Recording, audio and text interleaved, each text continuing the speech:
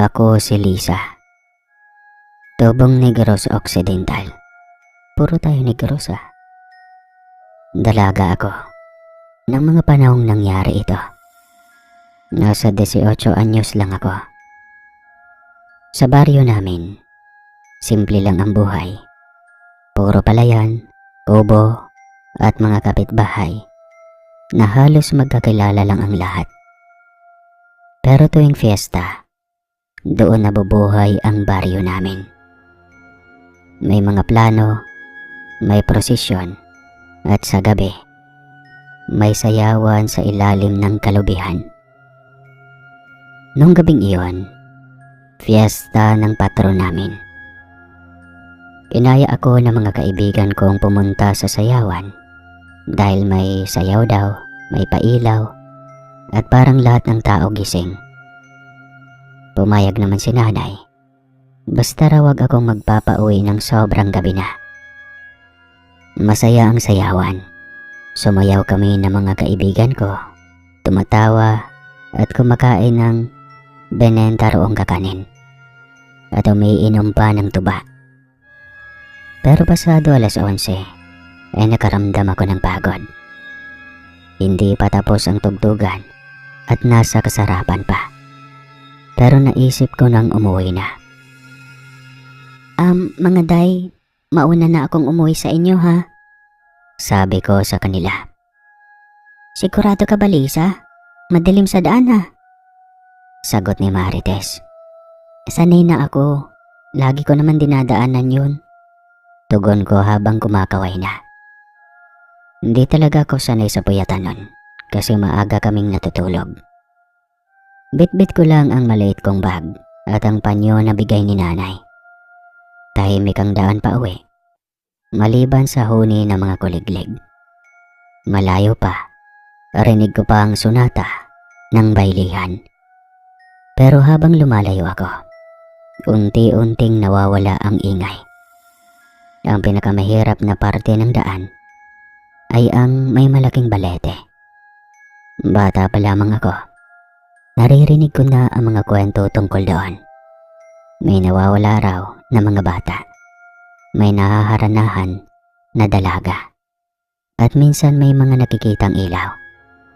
Pero bilang bata noon, tingin ko, kwento-kwento lang ng mga matatanda para takutin ang mga bata. At nang malapit na ako sa puno, biglang umihip ang malamig na hangin. Napahigpit ako ng hawak sa bag ko. Gusto ko sanang bilisan ng lakad, pero parang may mabigat na humahawak sa paa ko. Doon ko na narinig ang tunog ng isang gitara.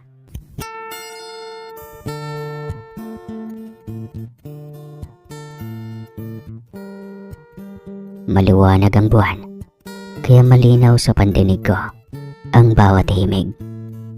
Hindi basta tugtog lang, may tono ito at may awit maya-maya. Pamilyar ang kanta. Parang kundi man na matagal ko nang narinig sa radyo ni tatay noong nabubuhay pa siya.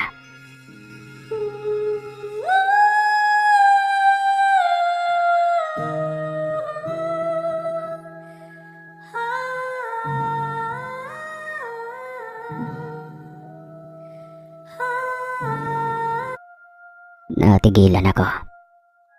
Walang ibang bahay malapit sa balete. Walang tao. Kaya imposible na may gitarista doon. Lisa. Nanlamig ako. Tinawag ang pangalan ko. Boses ng lalaki. Malumanay. Parang binata na magalang. Maya-maya pa ay bigla itong nagtono. Tsaka nagsalita. Lisa. Matagal na kitang hinihintay. Nangangatog ang tuhod ko, pero napalingon ako sa puno. Doon ko siya nakita. Isang lalaki. Napakaputi at may hawak na gitara. Mahaba ang buhok, maamo ang muka, at ngumingiti siya sa akin. Pero ang pinaka nakakatakot, hindi nakalapat sa lupa ang mga paa niya. Nakalutang lang siya Gusto kong tumakbo pero parang may humaharang sa akin. Nakapako ang mga mata ko sa kanya. Patuloy lang siyang tumutugtog at kumakanta ng kundiman. Para bang ako ang kinakausap ng kanta. Halika na, Lisa. Dito ka na. Parang hinihila ako ng boses niya. Unti-unti akong lumalapit kahit pilit kong nilalabanan. Sa isip ko, gusto kong tumakbo papalayo. Pero iba ang sinasabi ng katawan ko. Sa isang iglap, naramdaman kong may humawak sa balikat ko. Mula sa likod. Malakas at parang nanggigigil. Uuwi ka!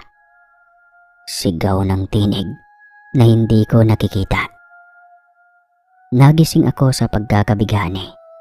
Para akong natauhan. Agad akong tumakbo. Hindi na nilingon ang balete. Rinig ko pa rin ang gitara at boses ng lalaki. Parang papalayo na habang lumalakas ang tibok ng puso ko. Pagkarating ko sa bahay, hinabol ako ng hingal. Halos hindi ako makapagsalita nang makita ako ni nanay. Anong nangyari sa'yo, Lisa? Ha? Tanong niya habang pinapaupo ako. Nakakagulat ka naman. Akala ko kung ano na yung kumakalabog eh. Kumatok kasi ako ng kumatok na pagkalakas-lakas at may dala pang pagsigaw. Nung makainom ako ng tubig, kwento ko ang lahat. Mula sa tugtog ng gitara hanggang sa boses na tumawag ng pangalan ko. Natulala si nanay. Tapos nanlaki ang mga mata. Sabi ko na sa'yo, huwag kang maglakad ng mag-isa kapag gabi na.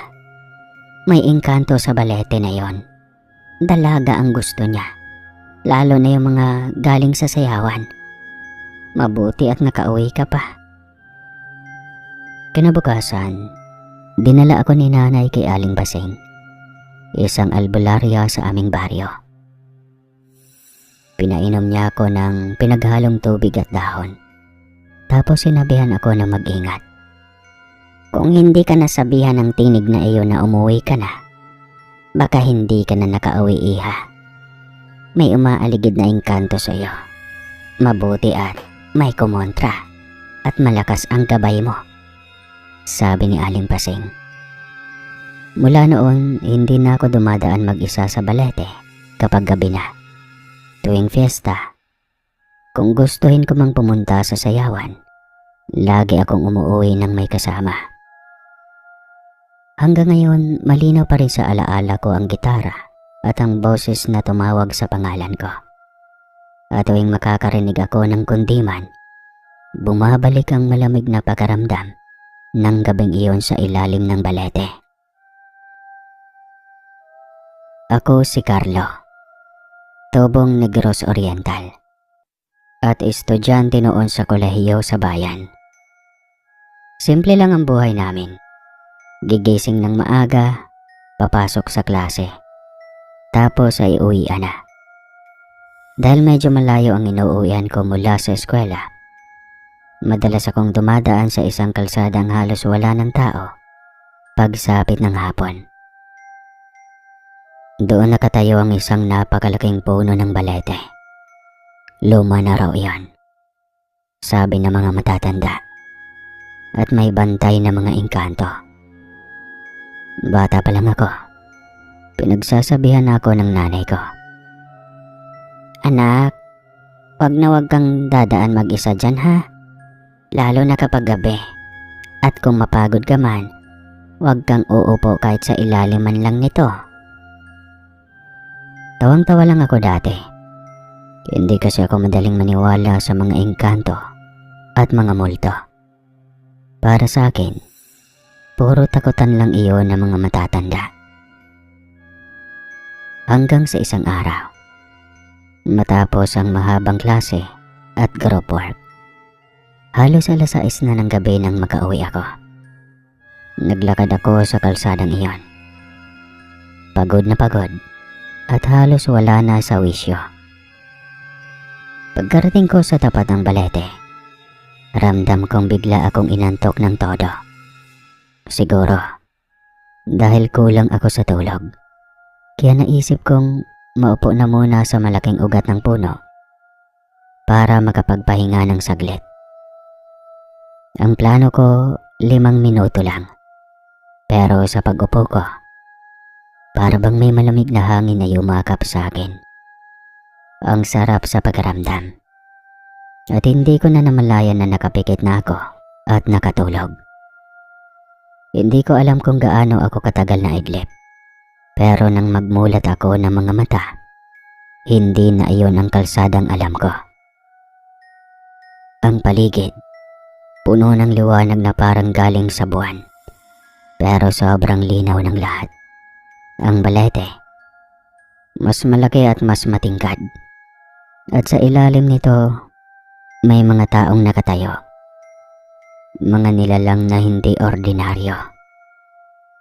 Mapuputi ang balat nila. Makikinis. Mahaba ang buhok. At parang mga modelong nakasuot ng puti at gintong kasuotan. Magaganda at gwapo silang lahat. Nakatingin sila sa akin at may mga ngiti sa labi.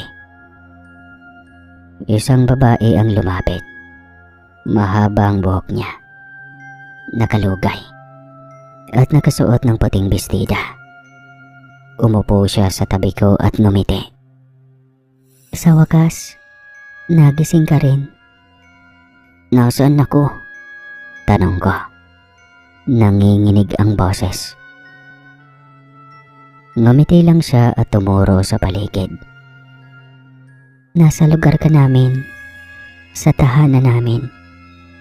Hindi lahat ng tao nabibigyan ng pagkakataon na makapasok dito.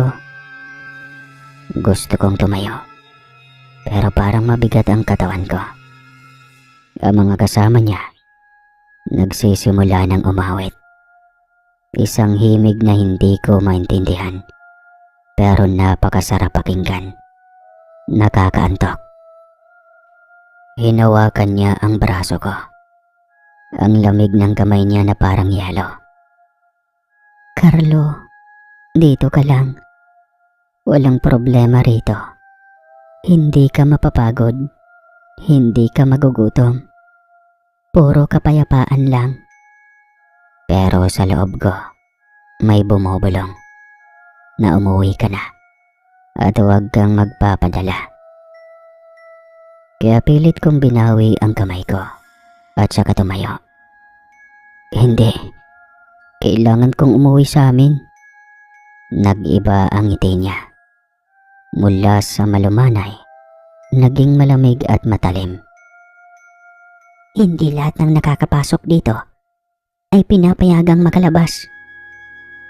Biglang nag-iba ang paligid. Ang mga ngiti ng mga engkanto, naging nakakatakot. Ang mga mata nila, tila kumikislap na pula. Lumingon ako at nakita kong unti-unting nagsasara ang daan pabalik sa labas. Wala na akong nagawa kundi ang magdasal. Inulit ko ng paulit-ulit ang alam kong dasal. At habang nagdarasal ako, parang biglang gumaan ang katawan ko. Naramdaman kong may malakas na hangin na dumaan at unti-unting nagdilim ulit ang paligid. Pagkadilat ko, naroon na ako sa ilalim ng balete. Gabi pa rin at walang ibang tao doon. Nanginginig ang katawan ko. Pawis na pawis, pero buo akong nakabalik. Pagka-uwi ko sa amin, ikunento ko sa nanay ko ang nangyari. Hindi na siya nagulat. Ang sabi niya, mabuti at nalabanan mo. Sabi ko naman sa'yo, huwag kang matutulog sa ilalim ng balete. Baka kunin ka talaga ng mga bantay. Simula noon, kahit gaano ako kapagod, hindi ko na inuulit ang pagkakamali kong iyon. At hanggang ngayon, tuwing napapadaan ako sa ilalim ng balete, lagi kong nararamdaman ang malamig na simoy ng hangin. Parang paalala na minsan, munti ka na akong hindi nakabalik. Ako si Maricel, tubong Negros Occidental. Lumaki ako sa isang baryo na napapaligiran ng palayan at niyugan. Tahimik lang ang buhay namin. May isang bahagi ng baryo na palaging iniiwasan ng mga tao. Ang lugar kung saan nakatayo ang pinakamalaking balete na nakita ko sa buong buhay ko. Bata pa lang ako, naririnig ko na ang mga kwento tungkol doon. Sabi ng mga matatanda, may mga nilalang na nakatira sa puno.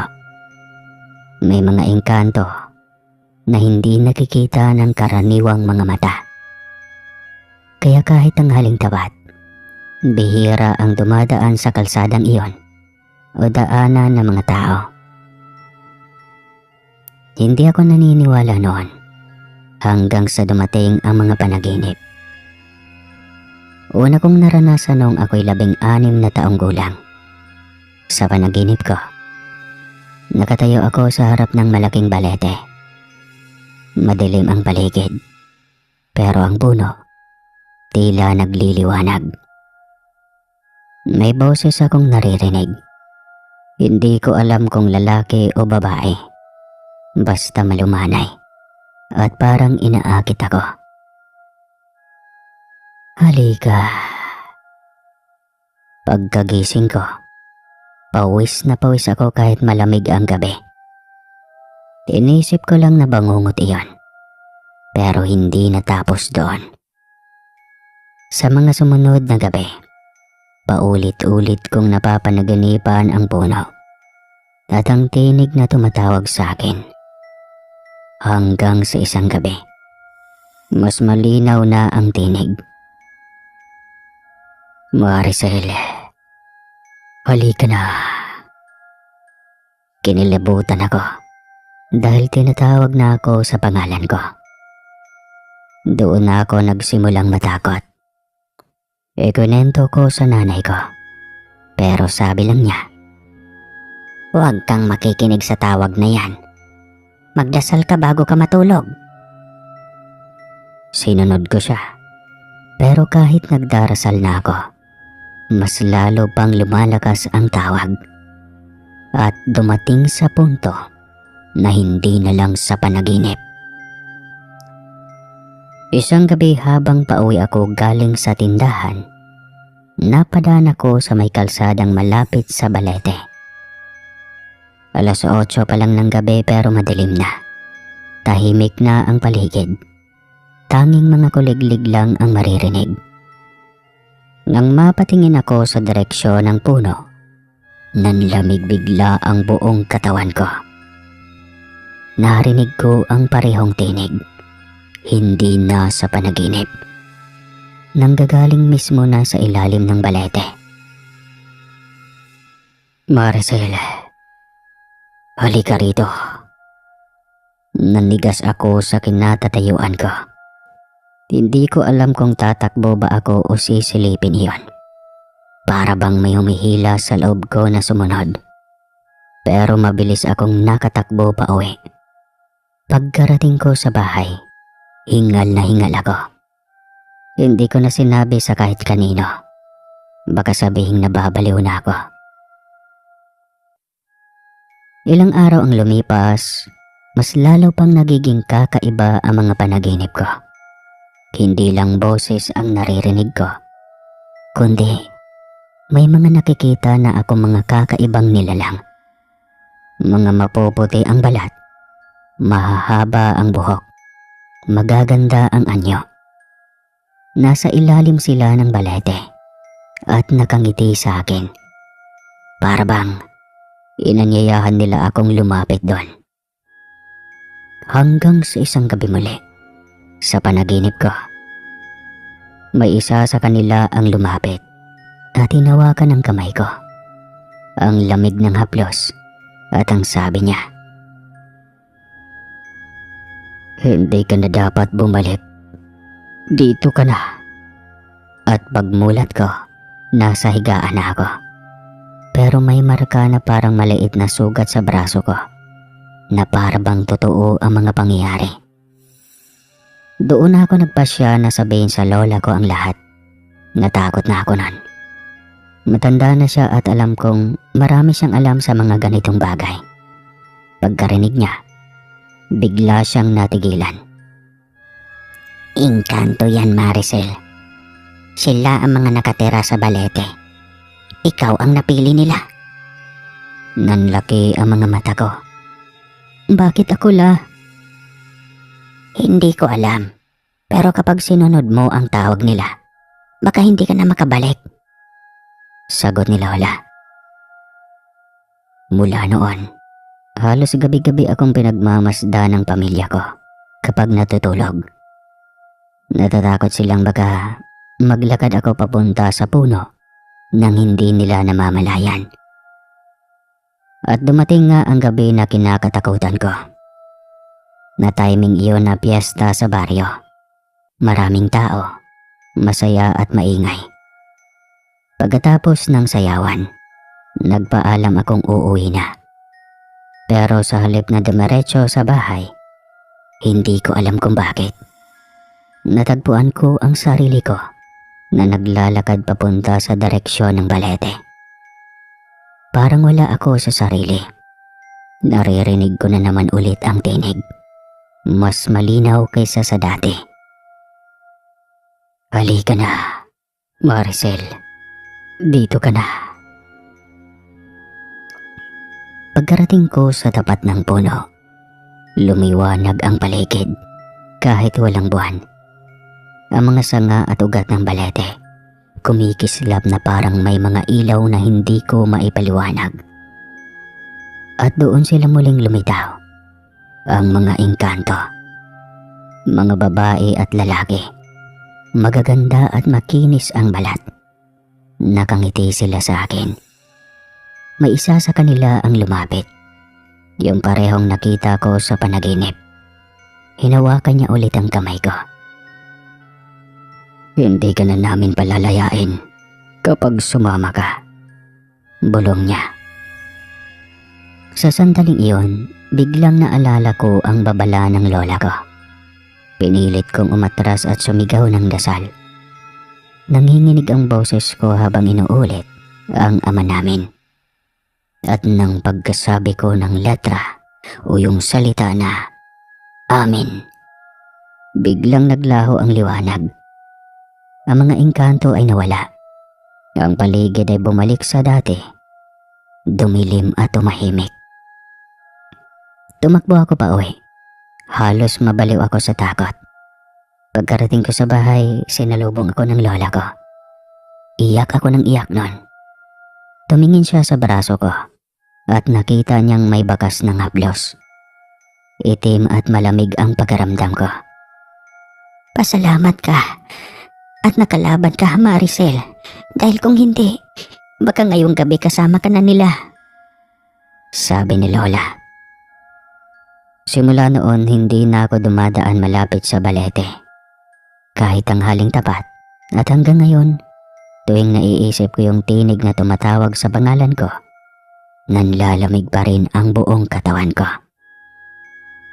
Sa baryo namin, marami pang kwento tungkol sa balete. Pero ang sa akin, hindi lang kwento. Isa iyong karanasan na kahit gaano katagal, ay hindi ko makakalimutan. Ako si Rigor, tubong negro sa Occidental. Bata pa lang ako, lagi ko nang naririnig sa mga matatanda na maraming puno ng balete sa amin ang may bantay. Mga engkanto raw na ayaw gambalain. Para sa akin dati, puro kwento lang iyon ng mga matatanda para takutin kaming mga kabataan. Pero isang gabi, inabutan ako ng dilim sa daan pauwi. Doon ko napatunayan na hindi pala basta haka-haka lang ang lahat. May parte sa baryo namin na madadaanan mo, ang isang napakalaking balete. Kilala iyon ng lahat kasi kahit ang haling tapat, Madilim pa rin sa ilalim ng mga sanga at ugat nito. Para bang may sariling anino ang puno. At ang sabi nga ng mga matatanda, marami raw ang nangyaring aksidente doon. Mga motorista na biglang nawala sa kalsada. May ilan ding nawala ng malay pagdaan. Hanggang nga sa isang gabi, galing ako sa palengke nun. Hating gabi na halos kasi natagalan ako sa pagbili ng kailangan ng pamilya. At napadaan pa ako sa isang kakilala. Wala akong ibang madaanan nun, kundi yung kalsada na malapit sa balete. Pagkalapit ko sa mismong puno, ramdam ko kaagad ang kakaibang lamig. Tahimik ang paligid. Kahit mga kuliglig ay wala akong naririnig. Bigla na lang tumindig ang balahibo ko. Pero nagpatuloy pa rin ako sa paglalakad. Pagkadating ko mismo sa tapat ng balete, parang biglang bumigat ang paligid. Yung hangin, parang may dalang parsa na pinipigil akong makausad. Huminto ako sandali at napatingin sa taas ng puno. Doon ko nakita ang parang anino ng babae na nakaupo sa isang malalaking sanga. Mahaba ang buhok, nakaputi at nakatingin sa akin ng diretso. Hindi ko maaninag ang mukha niya, pero ramdam ko ang malamig na titig niya. Rigor. Narinig ko ang pangalan ko na binulong, pero wala namang ibang tao roon. Nanlamig ang katawan ko. Hindi ko alam kung saan ako kukuha ng lakas ng loob. Ang ginawa ko na lang, kinuha ko ang panyo ko sa bulsa at binigkas ko ang dasal na itinuro ni Lola. Ama namin, sumasampalataya, Aba Ginoong Maria. Habang nagdarasal ako, napansin kong unti-unting naglaho yung anino sa sanga. Parang may narinig akong mahihinang tawanan mula sa paligid ng balete. Parang marami silang naroon, pero hindi ko nakikita. Mabilis akong lumakad, halos tumatakbo na, hanggang sa makalayo ako sa mismong puno. Pagkarating ko sa bahay, sobrang hingal ko at pawis na pawis, kahit malamig ang gabi.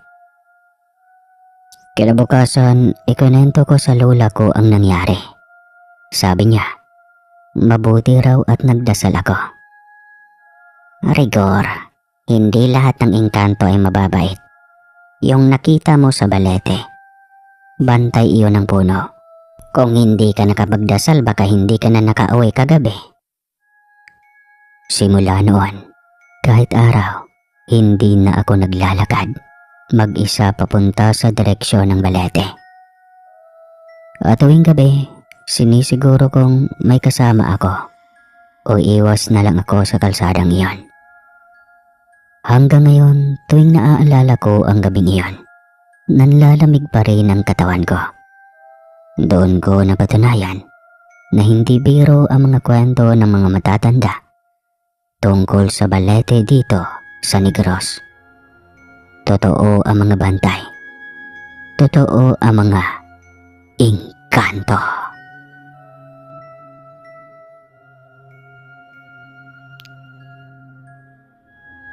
Ako si Jonel. Isang simpleng magsasaka sa isang baryo sa Quezon. Bata pa lang ako. Lagi ko nang naririnig mula sa mga matatanda ang babala. Huwag na huwag kang dadaan mag-isa sa may malaking balete kapag gabi na. May mga nilalang na hindi mo nakikita ang naninirahan doon. Sa totoo lang, hindi ko pinapansin ang mga ganitong kwento.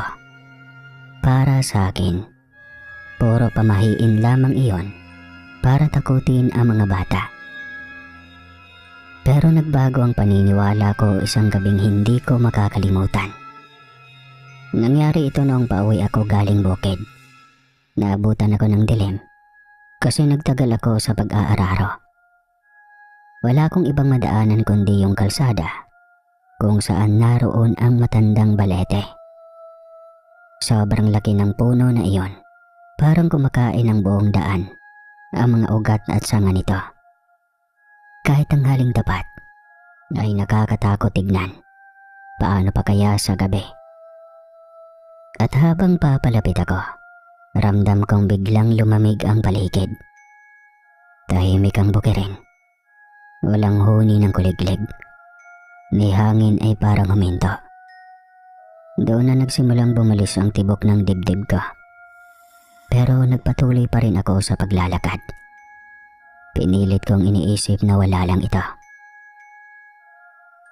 Pagkatapat ko sa mismong balete, doon ko narinig ang tila mga mahihinang awit. Akala ko nung una hangin lang na dumadaan sa mga sanga, pero hindi. May ritmo ito. Parang tinig ng mga babae na sabay-sabay na kumakanta. Napatigil ako. Tumingin ako pataas at doon ko nakita ang hindi ko inakalang totoo.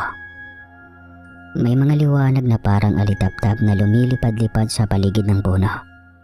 Habang tumatagal, nagiging malinaw ang mga anyo. Unti-unting lumitaw ang mga nilalang. Mapuputi ang balat. Magaganda ang mga muka.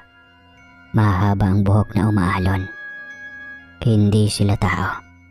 Sila ang mga engkanto na sinasabi ng matatanda. Nanginig ang mga tuhod ko. Gusto kong tumakbo, pero parang may parasang pumipigil. Isa sa kanila, isang babaeng engkanto na nakaputing saya, ang lumapit sa akin. Hindi ako makagalaw. Tumitig siya sa mata ko at ngumiti. Matagal ka na naming pinagmamasdan, Junel. Sabi niya sa malamig pero malinaw na tinig. Hindi ka dapat matakot. Ang puno ng balete ay aming tahanan. Hindi ko alam kung paano niya nakilala ang pangalan ko.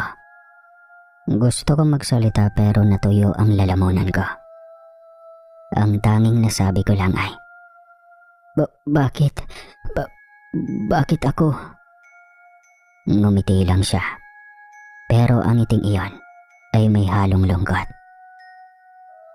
Dahil hindi lahat ng tao ay nakikita kami. Ikaw, pinayagan kang masilip ang aming mundo. Sa gilid ng mata ko, nakita ko ang iba pang mga engkanto.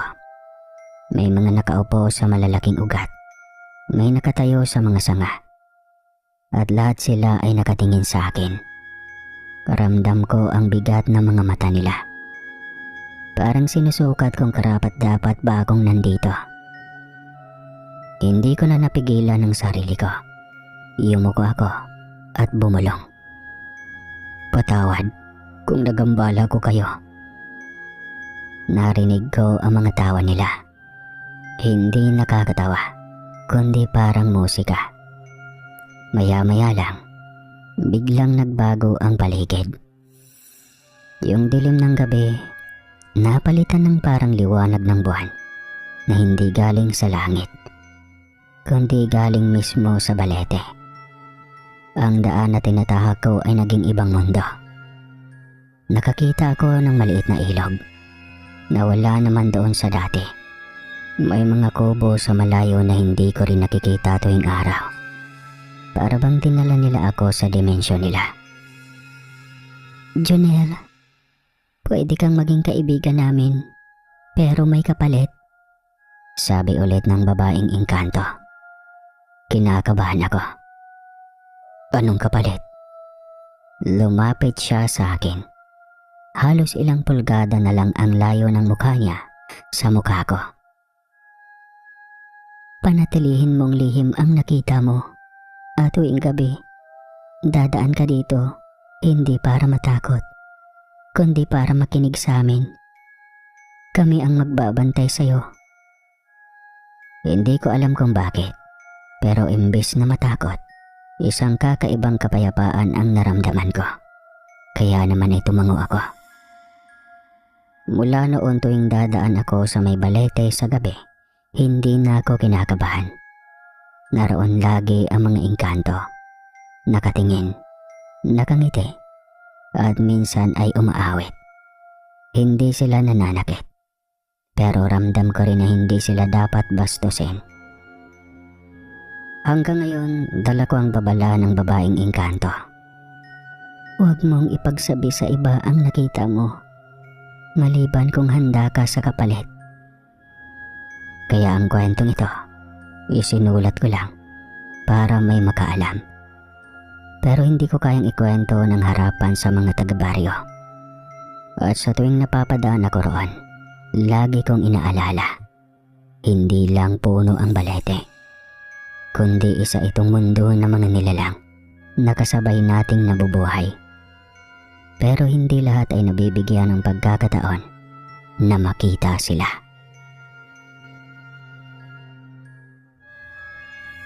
Ako si Budor, tubong Trinidad, Bohol.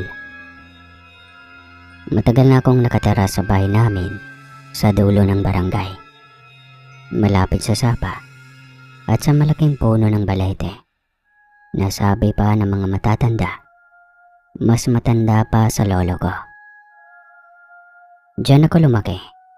Diyan ko rin naranasan ang pinakakakaibang pangyayari sa buong buhay ko. Noong kabataan ko, mahirap lang kami. Nagkakarpentero lang ako. Minsan nagkakahoy, minsan namumulot ng iskarap para may pangulam. Wala akong asawa, wala rin akong anak. May mga kapitbahay ako dati, pero nagsialisa na kasi sabi nila, may kakaiba daw sa lupain namin. May mga ilaw na lumalabas, may naririnig na umiiyak sa gabi. Ako, sanay na ako sa mga ganon. Parang wala lang. Basta may pagkain ako at sigarilyo, ay ayos na. Pero isang gabi, nagbago ang lahat sa akin. Noong Hunyo 2001, malakas ang ulan. Brown out sa buong bayan. Nag-iisa ako sa bahay, may hawak na lampara. Naririnig ko lang ang kulog at hampas ng ulan sa bubong. Habang naninigarilyo ako sa may pintuan, may napansin akong liwanag sa likod bahay, sa mismong ilalim ng balete. Akala ko kidlat lang, pero hindi nawawala. Nanginginig pa nga ang lupa. Parang may umaalon. Sa kuryosidad ko ay nalapitan ko ito, dala ang lampara. Pagkalapit ko, nakita ko yung liwanag na kulay gintong dilaw. Hindi siya apoy, hindi rin ilaw ng tao. May hugis babae sa loob, nakatayo, at nakatingin sa akin. Walang mukha ito, puro lang liwanag. Ang hangin sa paligid, malamig na malamig. Pero hindi ako natakot. Parang nawala ang takot ko. Napalitan ng kakaibang pagkaramdam. Para bang may humaplo sa isip ko. Tapos, may narinig akong boses na babae. Malambing pero malalim. Bakit ka nagduro sa Budor? Napalingon ako. Wala namang tao. Bumalik ang tingin ko sa liwanag. Andun pa rin. At ang sabi ko na lang, wala akong magawa eh. Ganito lang talaga ang buhay ko. At sumagot naman siya ng, hindi mo kailangang maghirap kung susunod ka lang sa gusto ko. Hindi ko alam kung bakit, pero napayuko ako. Tapos, pagkaangat ko ng ulo, nawala na yung liwanag. Tumahimik na ulit, pero sa lupa, may lumang barya. Bilog ito, kulay ginto. May ukit na hindi ko maintindihan. Dinala ko sa bahay, inilagay ko sa lamesa. Simula noon, nagsimula na ang mga kakaibang nangyayari sa buhay ko. Kinabukasan noon may kumatok sa bahay ko. Si Mang Nardo, taga Kapitolyo. Sabi niya may gustong bumili ng ilang metro ng lupa ko sa tabi ng sapa. May project daw. Nagulat ako kasi yung parte na yun puro bato at putik. Pero tinanggap ko kasi malaking halaga ang alok. Sa unang pagkakataon ay nagkaroon ako ng malaking pera. Doon na nagsimula. Bawat araw para bang may dumarating na biyaya. May nagbabayad ng utang. May nag-aalok ng trabaho. Minsan ay may nagre-regalo ng bigas. Hindi ko alam kung bakit. Basta bigla na lang may dumarating. At naalala ko yung liwanag. Naalala ko rin yung sabi niya. Kaya tuwing gabi, bumabalik ako sa ilalim ng balete. Nagdadala ako ng tinapay at kulapo. Inilalagay ko sa ugat ng puno. At sinasabi kong salamat. At tuwing ginagawa ko iyon, laging may malamig na hangin na umiihip sa akin. Para bang sinasagot ako. Lumipas pa ang mga linggo. Nagkaroon ako ng bagong mga gamit. Motor, TV, at iba pa. Nagtataka ang mga kapitbahay ko. Pero sabi ko na lang, nagtulak ako ng loob. Hindi ko rin alam kung paano ko ipapaliwanag. Wala naman akong nakikitang tao, pero alam kong may nagbabantay sa akin. Minsan, habang nag-aayos ako ng kahoy, may boses akong maririnig. Huwag kang lalayo, Budor. Dito ka lang. Minsan naman, may amoy sampagita na biglang lalabas kahit walang tanim. At tuwing mag-iisa ako, parang may anino sa gilid ng mata ko. Dumadaan, tapos mawawala. Hindi ako natatakot. Ang pagkaramdam ko, parang may nagmamalasakit sa akin. Hanggang sa isang gabi, habang nakaupo ako sa ilalim ng balete, lumitaw ulit yung liwanag. Pero ngayon, malinaw na. May babae, maputi ang balat, mahabang buhok, at nakaputi. Ang ganda niya. Ikaw ba yung tumutulong sa akin? Ang sarap mo naman, Yammers. Ngumiti lang siya. Oo, Budor. Ako yung nagbabantay sa'yo. Pero kailangan mong magbigay ng kapalit. Kukunin ko ang isang itlog mo. Hindi ko kaagad naintindihan. Sabi ko, bakit yun ang kapalit mo? Basta sundin mo lang ako. Huwag mong lalapitan ang ibang babae. At tuwing kabilugan ng buwan, mag-aalay ka sa akin. Tumango na lang ako. Hindi ko alam kung bakit. Pero parang may parasang nagtutulak na sumunod ako. Simula noon, tuwing kabilugan ng buwan, nag-aalay pa rin ako ng kulapo at tinapay sa ilalim ng puno. At sa bawat alay ko, mas lalo akong nagiging maayos, mas kumikita, mas umaasenso. Hanggang sa dumating yung gabi na muntikang kong pinagsisihan ng lahat. Isang gabi, may batang dumaan sa harap ng bahay ko. Naglaro sa ugat ng balete. Tinapagtapakan pa. Nagalit ako.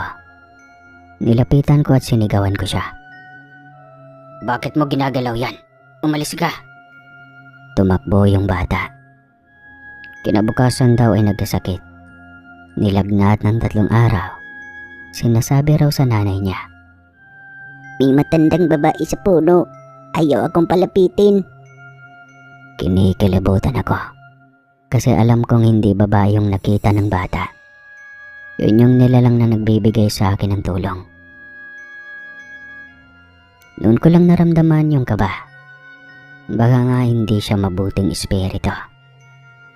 Pagkatapos ng ilang linggo, nagsimula na akong bangungutin. Gabi-gabi, nakikita ko sa panaginip yung babae. Nakangiti na nakatawa, pero unti-unting nagiging maitim ang mukha. Sinasakal na niya ako, tapos gigising ako na pawis, nanginginig. Tuwing gigising ako, yung lumang bariyang binigay niya dati ay umiinit. Para bang nasusunog kahit hindi ko hawak.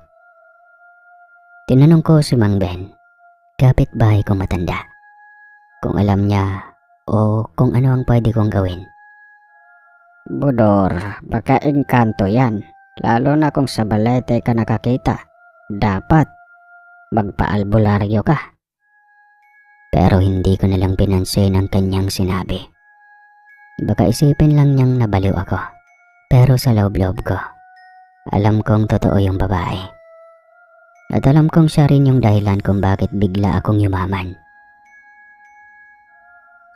Dumating ang bagyong Sinyang taong 2006. Malakas ang hangin. Halos liparin na yung bubong ko. Pero sa gitna ng lahat ng iyon, narinig ko ulit ang boses niya. Bakit hindi ka nag-alay nitong buwan, Budor? Nanigas ako. Nakalimutan ko pala yung alay noong nakaraang full moon. Pasensya na, babawi ako. Nakalimutan ko lang talaga. Pero sumigaw siya. Ang buong paligid biglang lumamig. Narinig ko yung mga ugat ng balete, para bang gumagalaw. Tapos, may liwanag na kumislap. Mas maliwanag pa sa unang beses. Pagkatapos, wala na akong maalala. Pagkamulat ko, nasa ospital na ako. At sabi ng mga tao, natagpuan daw ako sa ilalim ng balete. Buhay, pero tulala. May hawak ako mga lumang barya at sa dibdib ko, may bilog ng paso. Parang tinataka ng bakal. Sabi ko sa doktor, kinuha na nila ang kapalit. Pero hindi ako pinapaniwalaan. Pag-uwi ko ng bahay, lahat ng pera ko, wala na. Wala na ring laman yung mga alkansya ko. Pati motor at gamit parang naglaho. Parang hindi ko kailanman pagmamayari. Lumipas ang 2 linggo. Isang gabi, naramdaman kong tinatawag na naman ako. Tahimik lahat. Pero sa loob ng isip ko, malinaw yung boses niya. Bumalik ka sa akin, Budor. Hindi ko na alam kung ano ang gagawin ko. Pero parang may humahatak sa akin papunta sa balete. Lumakad ako. Bit-bit ang lampara. Pagkarating ko doon, kalahati na lang yung puno. Bumagsak na pala dahil sa bagyo. Pero kahit kalahati, buhay pa rin ito. Tapos sa gitna ng mga ugat, nakita ko yung babae. Wala ka na ring babalikan. Sa akin ka na lang. Hindi ko na narinig ang sumunod. Ang huli kong naalala, niyakap ako ng malamig na hangin at liwanag. Ngayon, kung naglalakad ka sa San Vicente, Trinidad, tuwing gabi, baka makikita mo ako. Minsan nasa gilid ng kalsada, minsan sa tabi ng balete. Hawak ko pa rin yung sako. May mga bariyang umiilaw sa loob. At kapag narinig mong may boses na bumubulong, hindi mo kailangang maghirap. Huwag kang lilingon. Kasi baka ako na yon, si Budor. Ang lalaking pinayaman ng engkanto, kapalit ng utak kong lasunin. Sa lilim ng balete. Ako si Regen, taga Rizal. At ito ang kwento na hanggang ngayon ay hindi ko pa rin makakalimutan. Nagsimula ito taong 2013 sa isang maliit na baryo kung saan kami pansamantalang tumira ni Mama matapos siyang maoperahan. Doon, sa tabi ng ilog, may isang malaking punong balete na halos sinlaki ng 2 bahay na magkadikit. Maraming nagsasabi na may nakatira daw doon na mga diwata, engkanto, at minsan daw ay kapre. Pero ako, hindi ako naniniwala noon hanggang sa naranasan ko na mismo. Unang pagkikita, isang hapon habang naglalaba ako sa ilog malapit sa balete, napansin kong parang may anino sa likod ng mga ugat. Akala ko nung una ay kambing lang ito. Pero nang lumapit ako, nakita kong lalaki. Maputi, matangkad, mahaba ang buhok, at suot ay kulay puti. Tahimik lang siyang nakatingin sa akin, nakatitig lang na parang nalulungkot. "Kuya, okay ka lang?" tanong ko. Pero hindi siya sumagot. Ngumiti lang siya saglit, tapos naglakad na papalayo, pabalik sa likod ng puno. Pagkatingin ko ulit ay wala na siya. Akala ko noon ay guni-guni lang. Pero kinagabihan, habang nag-aayos ako ng labahin, narinig kong parang may kumakalusko sa bintana. Pagkalabas ko, nadaanan ko ang ilog. At doon sa ilalim ng buwan, nakita ko ulit siya, nakatayo sa lilim ng balete. "Hindi ka dapat lumapit dito kapag gabi," sabi niya. Malamig ang boses pero magandang pakinggan. Parang galing sa malayo. "Bakit naman?" tanong ko. "Delikado. May mga hindi mo dapat nakikita." Bago pa ako makasagot ay bigla siyang nawala. Napakurap-kurap ako. At nang idilat ko ang aking mga mata, ako na lang mag-isa sa tabi ng ilog.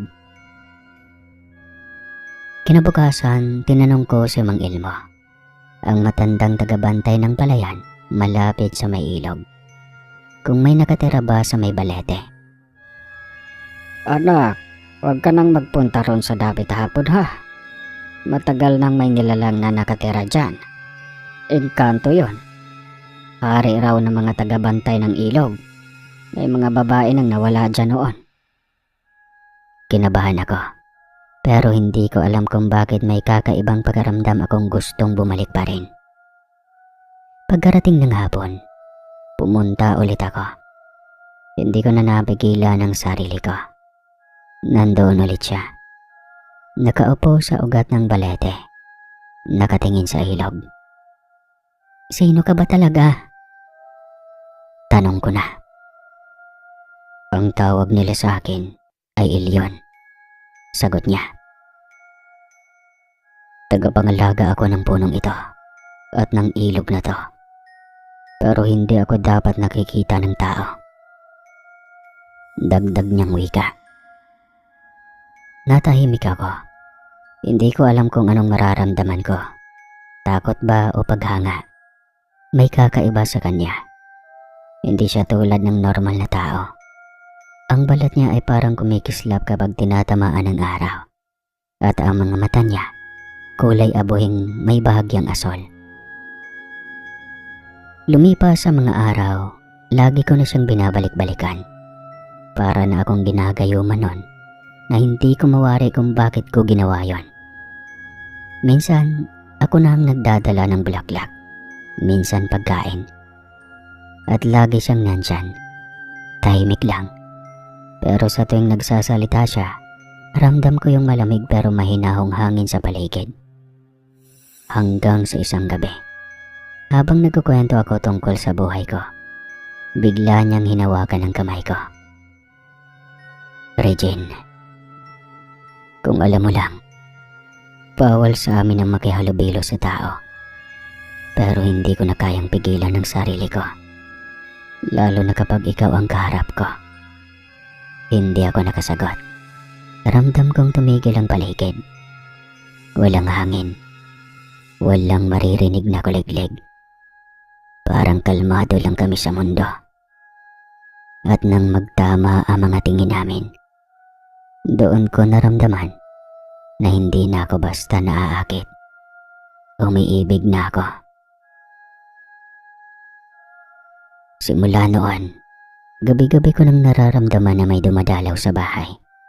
Minsan may amoy ng sampagita. Minsan malamig na hangin na parang humahaplo sa balat ko. Hanggang isang gabi, nagising ako sa kaluskos. Pagbukas ko ng mga mata, nandun siya sa tabi ng kama ko. Si Ilyon. "Paano ka nakapasok?" "Hindi mo na kailangan mag-alala. Hindi ako mananakit. Sagot lang niya. Lumapit pa siya. Hinaplos ang mukha ko. At bago ko namalayan, naglapat ang mga labi namin. Mainit ang halik niya. Pero sa bawat sandali, parang hinihigop ang lakas ko. Pagmulat ko ay wala na siya. Parang may naiwan na marka sa kamay ko. Hugis bulaklak ng balete. Paglipas ng ilang linggo, napansin kong madalas akong pagod.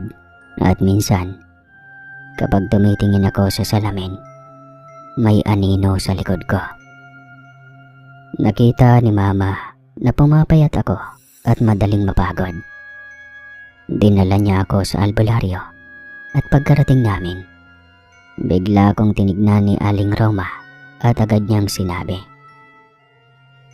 "May sumunod sa'yo, hindi tao, kundi engkanto." Pinilit niya akong ipaligo sa tubig na may asin at dahon ng bayabas. Subalit kinagabihan, bumalik ulit si Elyon. "Bakit mo ko nilalayuan? Hindi mo alam kung gaano ako nasasaktan?" Tanong niya. "Elyon, sabi nila, baka mapahamak ako." "Hindi kita sasaktan. Hindi ako tulad ng iba. Pinili kitang mahalin kahit bawal." Umiyak ako nun. Alam kong totoo ang nararamdaman ko, pero alam ko ring hindi ito tama. Pagdating ng ika-7 buwan, doon ko naramdaman ang kakaibang pagbabago. May mga gabi na nagigising ako sa sobrang lamig at minsan, naririnig ko ang boses niya sa isip ko. "Regine, huwag kang matakot. Anak natin yan." Parang nanlalamig ako. Hindi ako makapaniwala na buntis pala ako.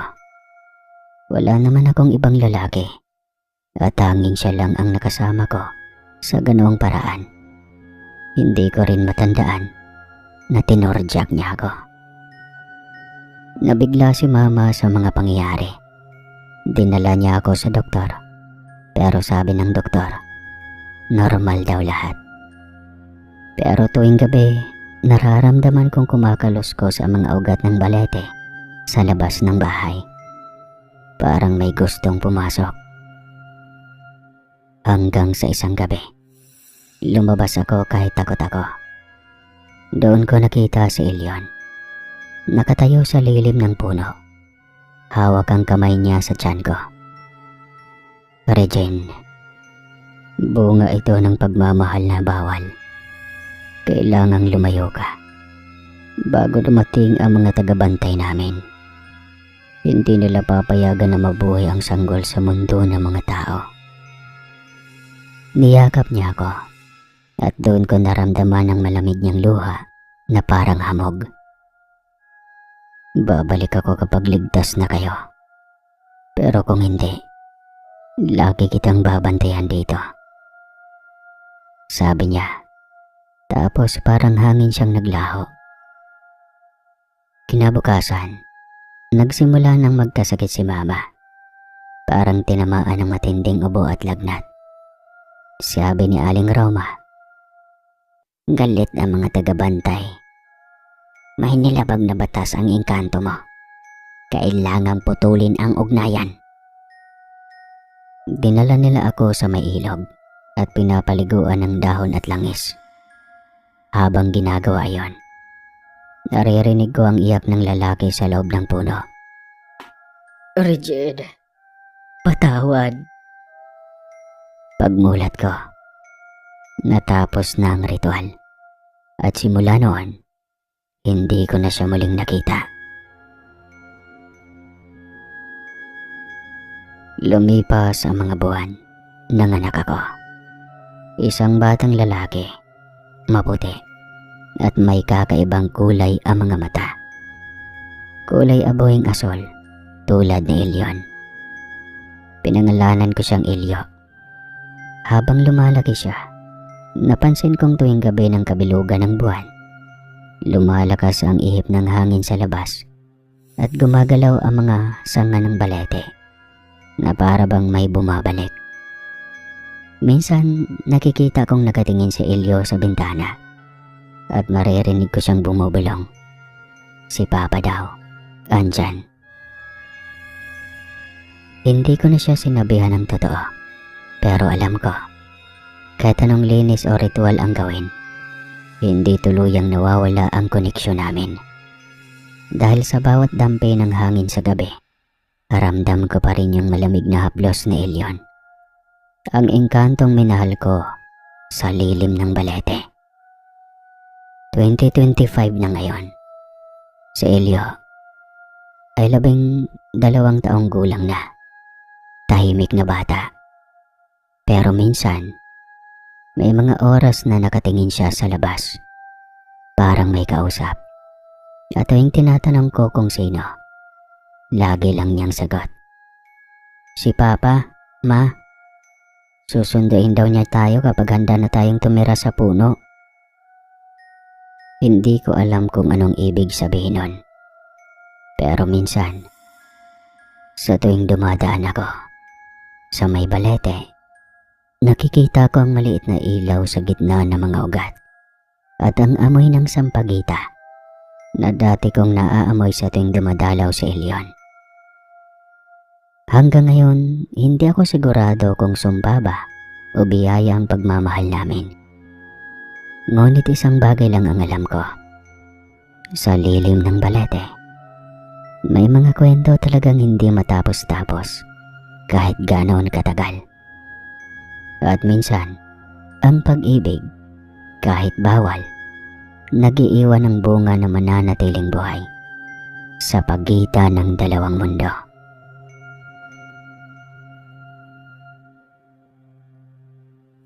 Ako si Mario. 22 taong gulang noon. Galing ako sa lungsod ng Bacolod, pauwi sa baryo ng Negros. Sanay na ako sa biyahe. Alas 8 ng gabi ang huling jeep na bumibiyahe papunta sa amin. Madalas puno iyon ng pasahero. Pero noong gabing yon, kakaiba ang nangyari. Pagkasakay ko, may ilang estudyanteng bumababa agad sa unang baryo. Unti-unti, kumonti ang laman ng jeep hanggang sa napansin ko na ako na lang pala ang natira.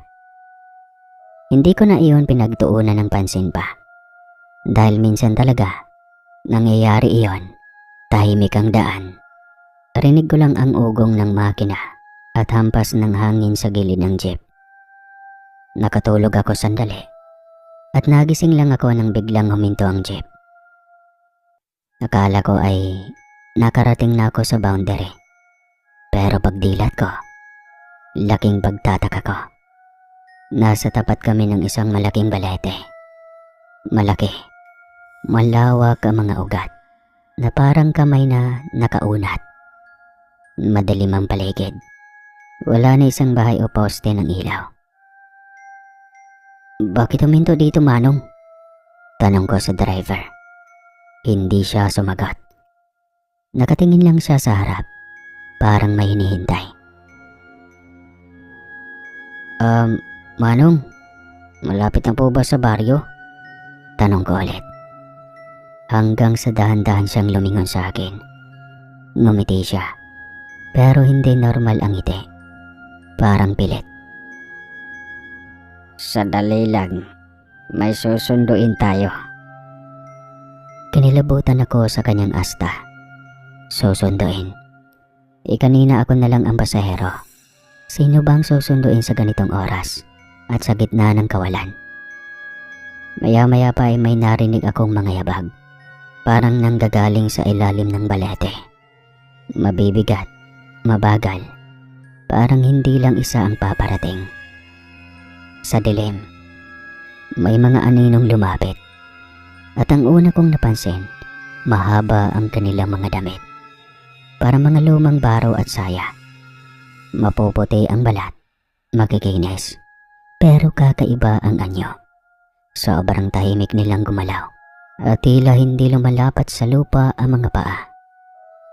Pumila sila sa gilid ng jeep. Isa-isa silang sumakay. Walang ingay. Walang salita. Pero ramdam ko ang bigat ng hangin sa loob. May mga umupo sa tabi ko. Ang lamig ng hangin na dala nila. Para bang galing sa loob ng kuweba.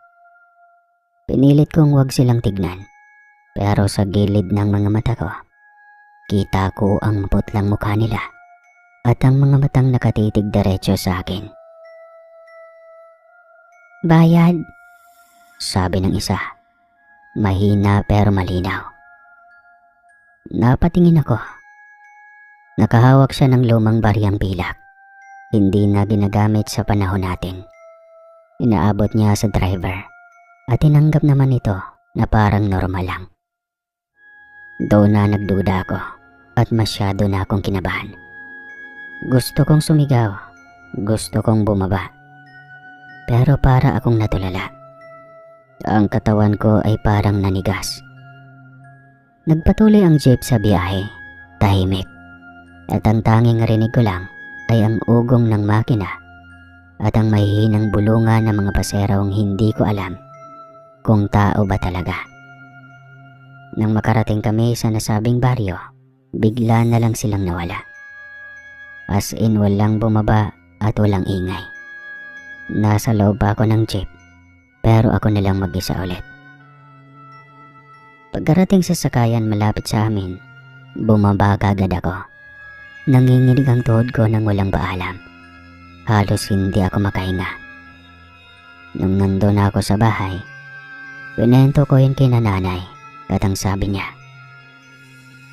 "Anak, matagal nang sinasabi ng mga matatanda, ang baliteng inyong nadaanan ay may mga nilang na sumasakay tuwing gabi. Buti na lang hindi ka nila sinama at mabuti na lang din hindi ka nila kinausap." Hanggang ngayon, tuwing maiisip ko ang ngiting iyon ng driver at ang malamig na mga pasaherong sumakay sa jeep, nanlalamig pa rin ang katawan ko. Ako si Leo. Taga San Isidro, isang maliit na baryo sa probinsya ng Quezon. Sa amin ay isang malaking puno ng balete sa gilid ng sapa. Malapit sa lumang daan papuntang Bukirin. Madalas kong madadaanan iyon tuwing nag-aalaga ako ng kalabaw o nanguhuli ng isda sa gabi. Wala naman akong iniisip dati tungkol sa puno na yon. Kahit maraming kwento ang mga matatanda na may nakatira raw na nilalang doon. Noong una, hindi ko pinapansin. Pero isang gabi ng Mayo, nagbago ang lahat. Mga alas 8 na ng gabi, umuwi na lahat ng tao sa baryo dahil malakas ang ulan. Ako naman, naiwan sa sapa kasi may bitag pa akong inilagay. Sobrang tahimik ng paligid. Wala na isang ilaw maliban sa maliit kong lampara. Biglang humangin ng malamig. Tapos parang may boses akong narinig. Malambing na mahina. Akala ko nga hangin lang eh. Pero nang pakinggan ko ulit, malinaw pala. Leo? Napalingon ako. Wala namang tao. Napatitig ako sa puno ng balete. May anino ng babae. Mahaba ang buhok.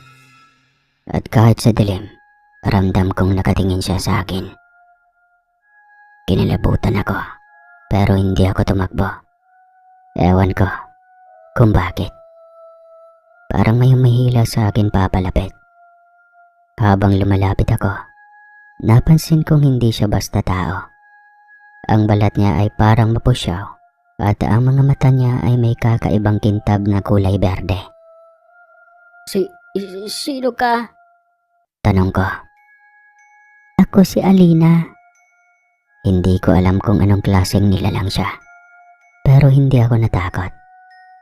Ang pakiramdam ko, parang kalmado.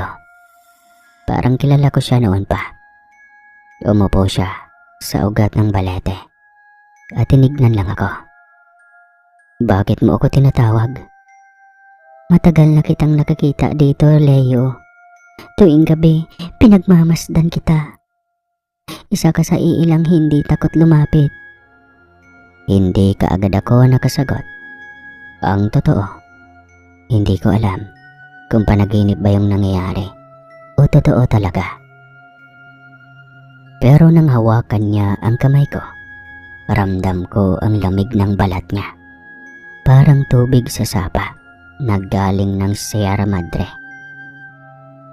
Doon nagsimulang kakaibang pagkahumaling ko kay Alina. Araw-araw at tuwing gabi, bumabalik ako sa balete. Lagi siyang nandun, nakaupo. Minsan naglalakad sa tabi ng sapa.